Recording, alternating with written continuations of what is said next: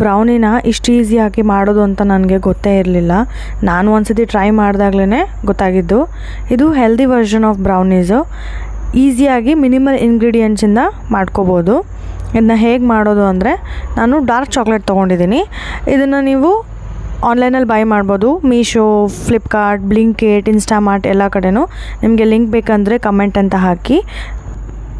Cut ಮಾಡಿಕೊಂಡು ಒಂದು ಬೌಲ್ಗೆ ಹಾಕ್ಕೊಳ್ಳಿ. ಒಂದು ಸೌಟನ್ನು ನಾನು ಅಳತೆಯಾಗಿ ತೊಗೊಂಡಿದ್ದೀನಿ.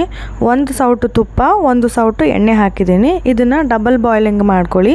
ಮೆಲ್ಟ್ ಮಾಡಿ ಆದಮೇಲೆ 2 ಸ್ಕೂಪಷ್ಟು ಕರಡು, 1 ಸ್ಕೂಪಷ್ಟು ಬೆಲ್ಲ ಹಾಕಿ ಈ ಥರ ಲಮ್ಸ್ ಇಲ್ದೇ ಮಿಕ್ಸ್ ಮಾಡ್ಕೊಳ್ಳಿ. 1 ಸ್ಕೂಪಷ್ಟು ಹಾಲು ಹಾಕ್ಕೊಂಡಿದ್ದೀನಿ.